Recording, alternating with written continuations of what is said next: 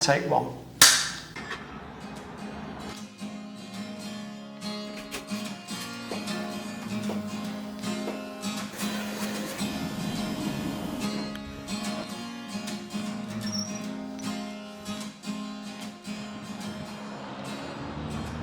I'm the charity lead with a focus on development. As well as that, I'm also a trustee of the charity. I joined EBFT full-time about 18 months ago when I was given the opportunity to take up this post. But prior to that, I'd been a trustee for several years. I'm Travis Townsend. I'm one of the 3 trustees here at EBFT UK. Previously, I've got a sporting background. I came from professional sports and cricket, and obviously I played a lot of other sports and rugby, and that was generally my background leading into coming into the charity. But I did previously hold a role through Sales Sharks where I delivered a regional community project that helped to disengage kids in the post-16. So there is a fair amount of experience in terms of working with children in and around the age that we obviously operate with now. I'm Stefan Baine. I'm a photographer. All right, really good. And how did you come into EBFT then? Well, it was through Nigel. I did some canvases and some acrylics for him. And one day I joked about, could I do a class here? And then he said, yeah, why not? Introduced me to Travis. I had a formal interview and I got the job. I worked for Albany Products. Well, I've worked for Albany Products for 13 years. And when I first started, the charity was ACT at the time, Albany's Children's Trust, and I got asked to come over and just help out when I was needed, and I really did enjoy it. And a couple of years back, I was asked if I would like to come and work for EBFT. My role at EBFT is I'm a mentor, so that entails me welcoming the children in the morning, ensuring that they're okay, that they're well looked after, if they need anything they wanted to ask. Just basically looking after the children, it's my job.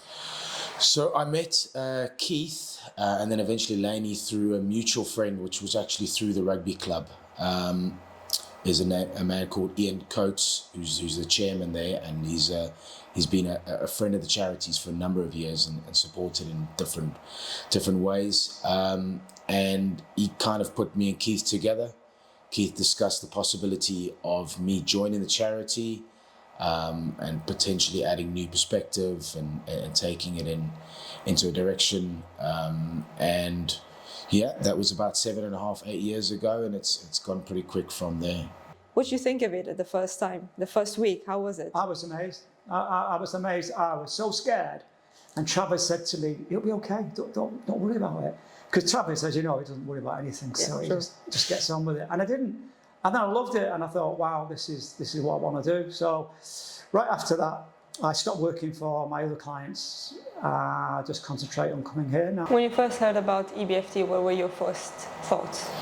Like most people, fantastic, unbelievable in many respects.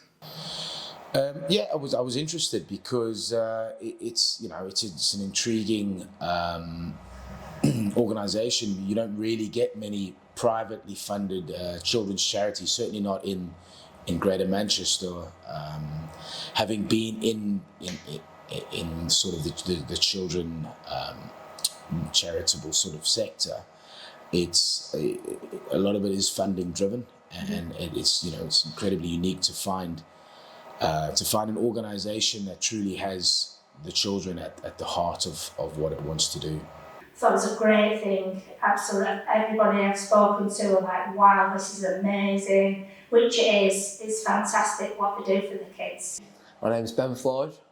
I started EBFT in, I think it was about year 7, and I've just stopped doing it in winter, before the Christmas half term last year, and it was just amazing, honestly. I loved everything about it because I've always been quite shy as when I was younger and stuff, and growing up, and I feel it's boosted my confidence a lot, I'd say, so it's really helped me. How was it the first times you came here? I felt really welcomed, I'd say. So especially coming, and I've always been dead shy and stuff. It's really welcome, really nice people and stuff. It's really welcomed me, and made me feel like good around here and stuff like that. Everyone feels dead supportive and stuff. So it's really been welcome. How would you characterise the team? I think we're a really well-balanced team, dynamic. We adjust to the needs of the learners, and importantly, we've been put together with from very different backgrounds. But I think all those different backgrounds and experiences have combined well to make us again like a really wonderfully energized team. The team are, to a person, very caring, professional in what they do, willing to go the extra mile, professional and skilled. We've got quite a broad skill set where we pull on each other to deliver what we deliver. It's a great team. I love working with Travis, yourself, Stefan, and Steve. We have a good laugh, which is all about, and if we're happy, the kids are happy. And what's the thing that you liked most about EBFT? I just think everything you can do. So like a wide variety of things that we had to be able to do and stuff like that. Different activities, like I said before, that I wouldn't have thought of doing, and it's helped me so much with my confidence, like I say. Can you explain the activities you do? We offer a broad spectrum of activities. Got a core offer which is around photography and cooking, creative arts, and just your sort of physical activity. To horticulture, to outdoor experiences, whether that be skiing or at stadia or at museums and cultural events.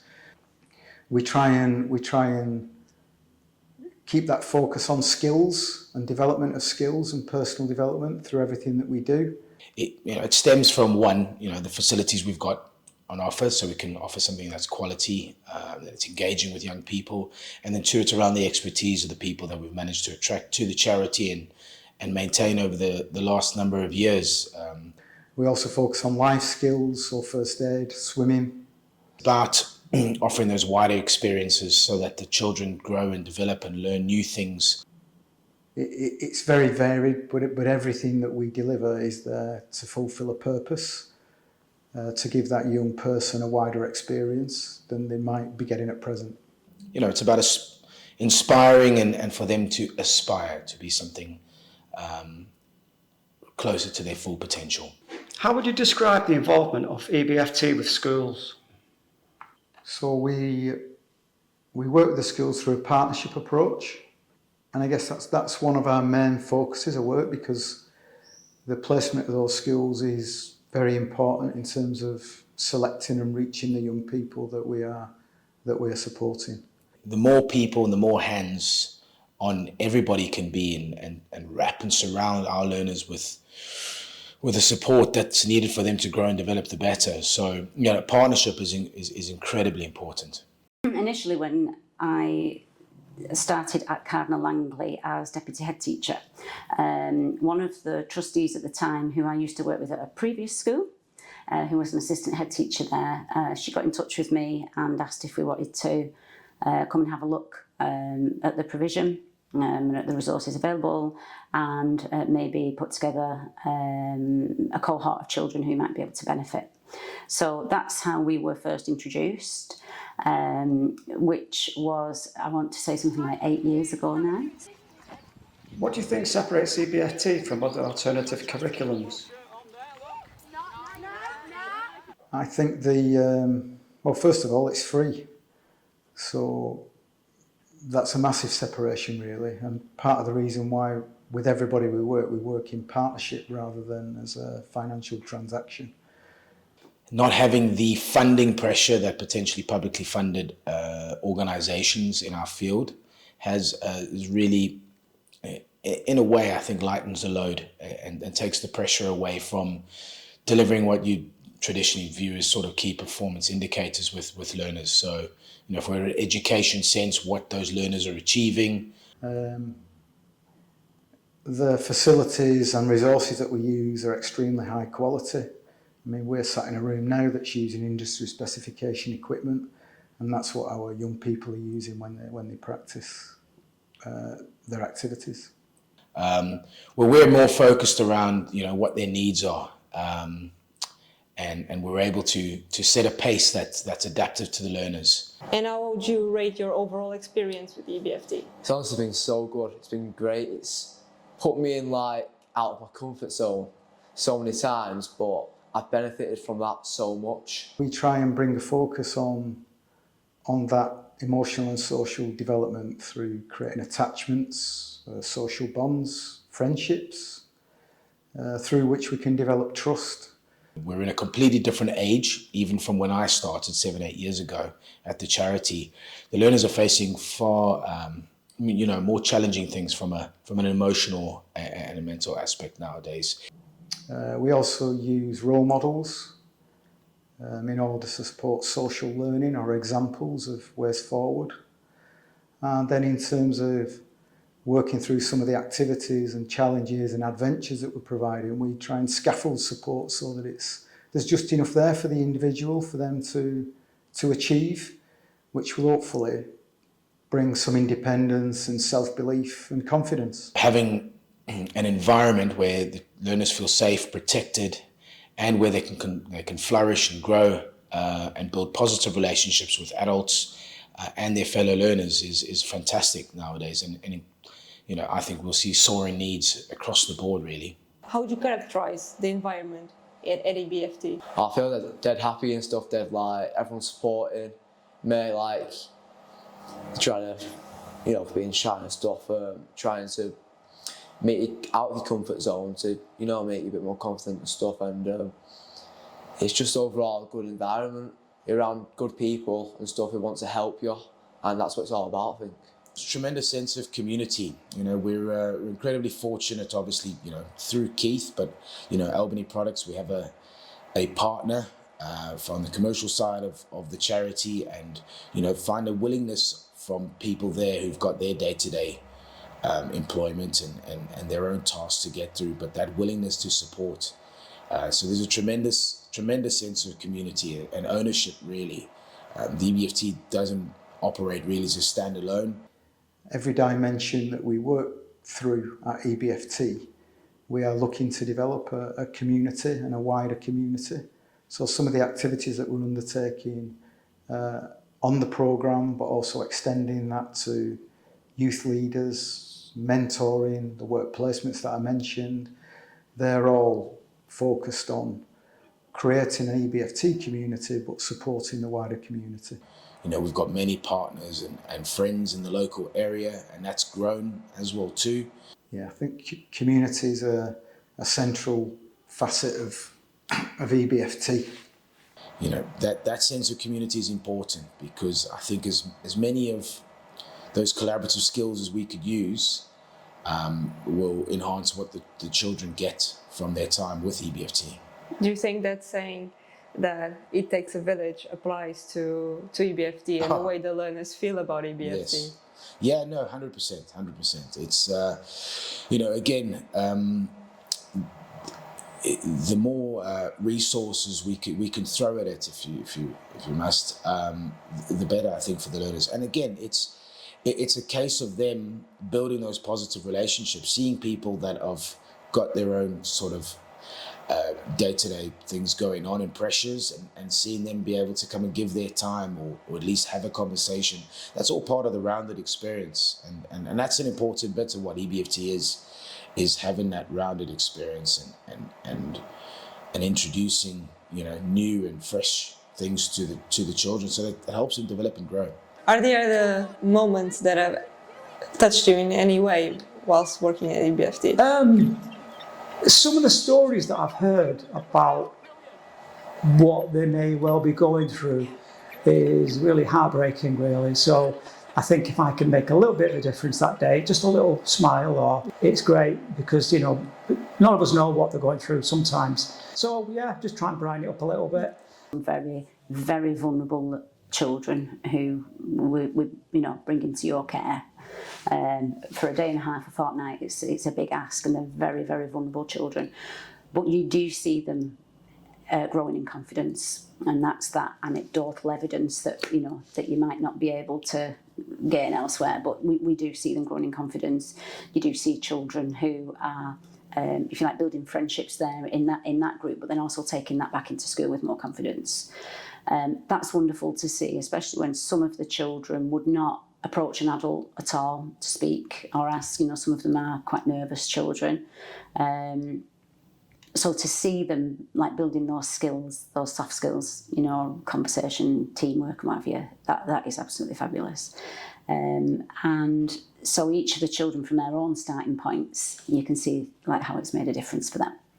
Do you believe that philosophy, that starting philosophy, still holds true today? I think it does. I've just been talking to Stephen now and looking at the plans, and when I have a great interest in languages, and there's talk about the two places, Portugal and England, and what can you do together? What harmony is there that we can do together? I just think the ideas are endless, and I think the opportunities for the children here are fantastic. Given that you've got somebody who is in charge here, who has the foresight to be kind of pushing the boundaries all the time.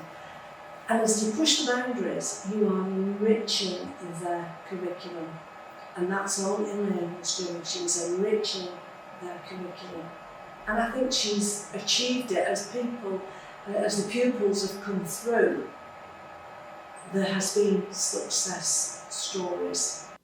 Can you see throughout the years the impact that EBFT has? Yeah, very much so. And for certain children as well, they would have interests outside of school at the weekend. And I know EBFT provided transport for people to go somewhere on a Saturday, bought them kit, sporting equipment and what have you, so that they could not just experience it during the school week, but then continue with whatever it was outside of school as well.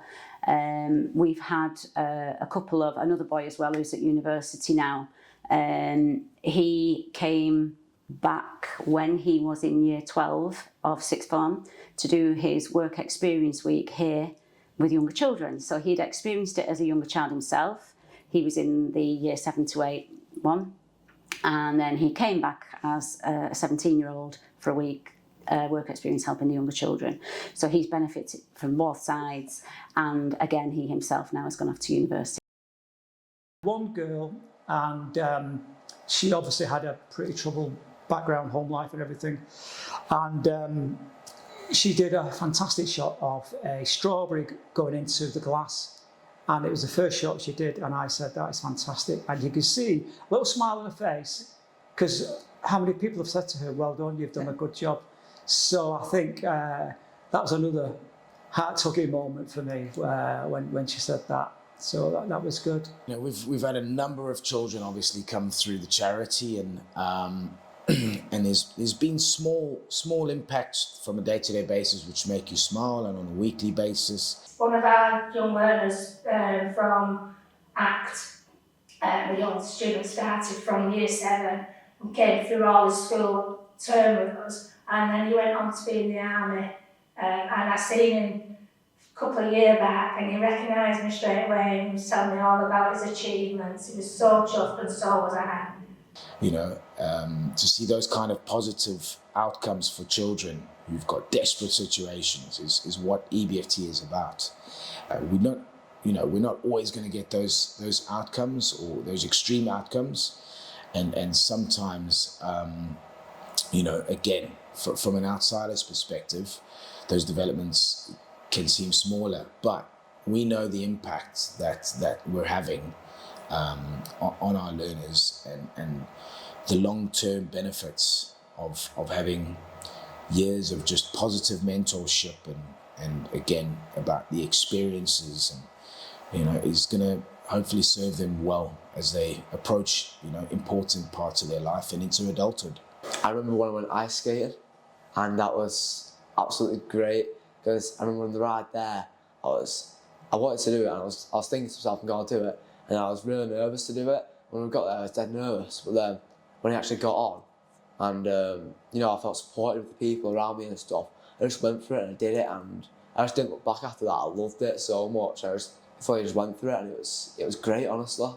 And that's something that I never thought I would have done, but then I did it, and it's great, honestly. We're in a period now where I think a lot of what our focus is just to try and break the cycle. We challenge ourselves, particularly around benefit. What we try and do is assure that everything we're doing is focused on having a potential impact and adding benefit to that young person. And to be able to give them the tools to uplift themselves and take them into an independent and flourishing life has always been at the heart of what the charity was designed and created really for. Only choose one word or expression that conveys who you are, what that would be. Wow. Got you there. It is, that's a tricky one, that. Yeah. You may have to edit some of this pause out. It's fine. I'll just leave it in. Determined, I would say. I'd say facilitator.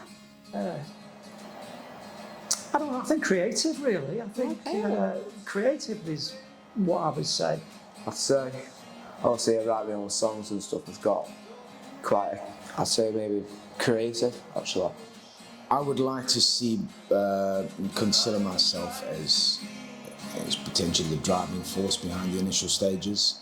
You know, we've obviously grown as a team and moved forward as a group, you know, but, you know, again, it was something new to me, and it obviously inspired me to want to take the charity forward and move it ahead.